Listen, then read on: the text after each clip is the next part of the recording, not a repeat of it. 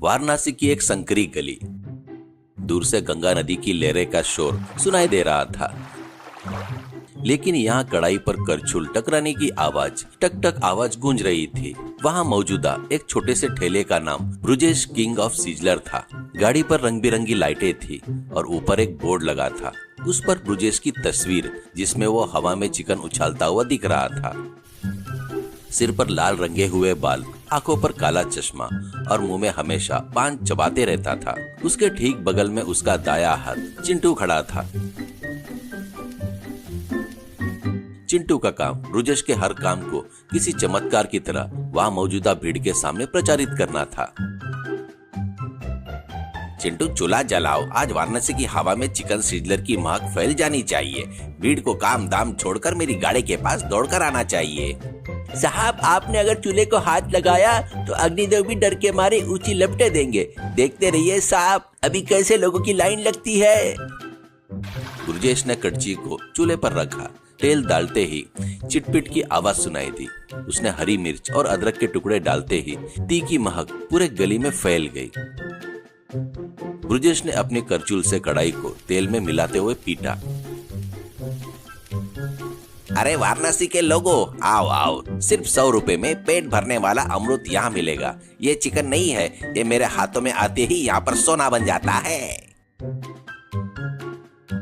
तभी आसपास के लोग और पर्यटक गाड़ी के पास जमा हो गए। ब्रुजेश ने मसाले डालकर आग की लपटें बढ़ाई। अचानक आग कढ़ाई से 6 फीट ऊपर उड़ गई। ब्रुजेश ने उन लपटों के बीच में से हवा में चिकन के टुकड़े उछाले।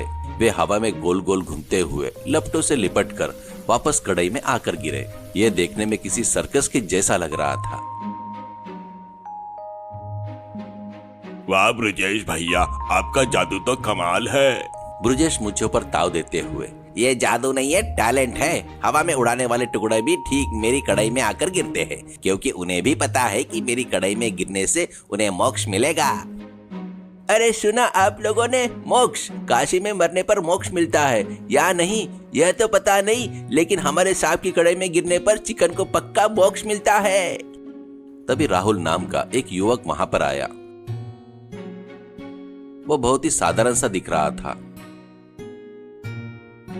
उसने पुराने कपड़े पहने हुए थे।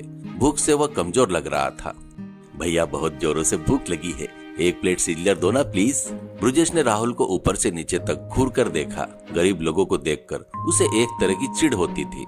ए किनारे हट, मेरी गाड़ी के पास खड़ा होगा तो यहाँ का ग्लैमर कम हो जाएगा। तेरे पास 100 रुपए है भी असल में?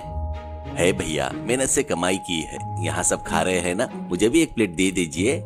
अरे बाबू, हमारे साहब के हाथ का चिकन खाने के लिए मूड होना चाहिए। तुम्हारी शक्ल देखते ही उनका मूड खराब हो गया।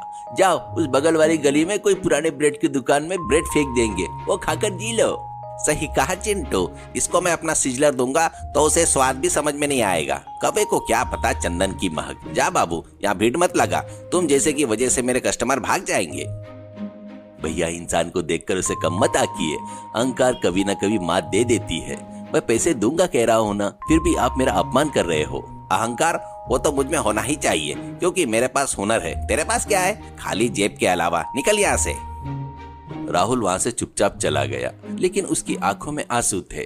उसने मन ही मन में ब्रुजेश का घमंड तोड़ने का पक्का इरादा कर लिया। उसी गांव में वीर सिंह पहलवान नाम का एक आदमी रहता है। वह अखाड़ा चलाता था।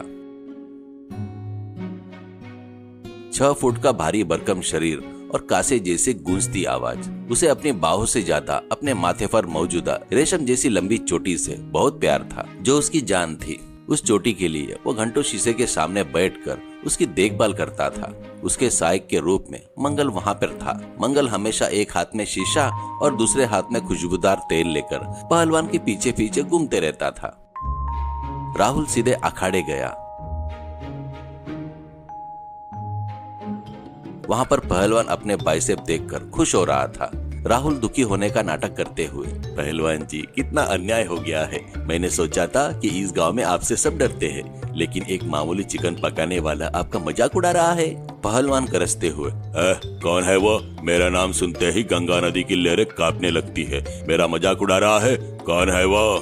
और कौन पहलवान जी? वो ब्रुजेश। वो आज बीच चौराहे पर खड़ा होकर कह रहा था, पहलवान के तो डोले ही है पर दिल नहीं है। मेरी गाड़ी के पास की आग की गर्मी नहीं सह सकता, खास तौर पर आपकी चोटी, वो तो डुप्लीकेट है, वो आज लगते ही जलकर राख हो जाएगी, ऐसा कहकर हंस रहा था। मंगल हैरान होते हुए, क्या बात कर रहे हो पहलवान जी? सुना आपने?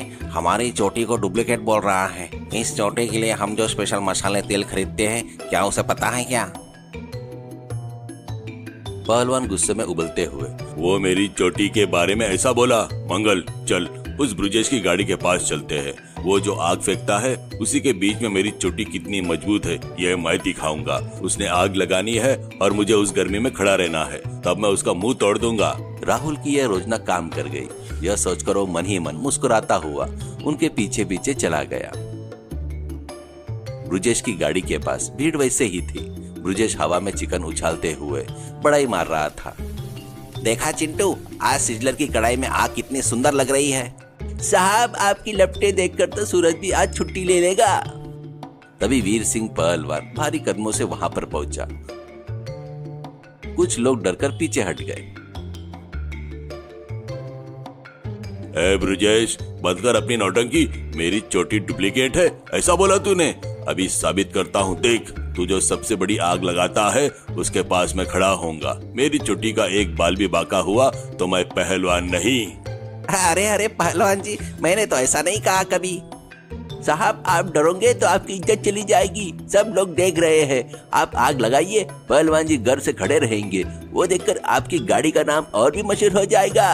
ब्रुजेश को यह विचार बहुत पसंद आया। पहलवान मेरी गाड़ी के पास आकर खड़ा हुआ है, यह सोचकर वो अपना प्रचार कर सकता है, ऐसा सोचता है। ठीक है पहलवान जी, आइए ये कढ़ाई के पास खड़े हो जाइए। मेरी कुकिंग की गर्मी आपको अभी पता चलेगी। पहलवान गर्व से कढ़ाई के पास खड़ा हो गया। मंगल ने शीशा पहलवान के चेहरे के सामने रखा, उनकी चोटी ठीक करने लगा। ब्रुजेश ने कढ़ाई में भारी मात्रा में तेल डालकर आग को एकदम से बढ़ा दिया। आग आसमान की तरफ उठी। ब्रुजेश ने चिकन के टुकड़े हवा में उछाले। ठीक उसी समय राहुल ने भीड़ के बीच में से आकर एक छोटी सी लकड़ी से ब्रुजेश की कोहनी पर बिना किसी के देखे जोर से मारा। ब्रुजेश के हाथ में मौजूदा करछुल ने कढ़ाई को एक तरफ धकेल दिया। बस हवा में उड़ती हुई आग की लपटें, आग से भरा तेल और गरम गरम चिकन के टुकड़े सीधे जाकर पहलवान के माथे पर गिर गए। अरे बाप रे, अम्मा जल रहा है। मंगल कुछ हो रहा है। अरे मंगल। अरे पहलवान जी, आपकी चोटी में आग लग गई, धुआं निकल रहा है। पल भर में पहलवान की चोटी चटपट की आवाज के साथ जल गई। रेशम जैसी चोटी अब जली हुई रस्सी की तरह दिख रही थी।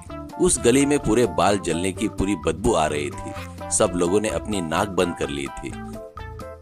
पहलवान गुस्से में पागल होते हुए, अरे ब्रुजेश, मेरी जान से भी प्यारी चोटी को तूने जला दिया। मुझे पूरे गांव के सामने हंसने लायक बना दिया।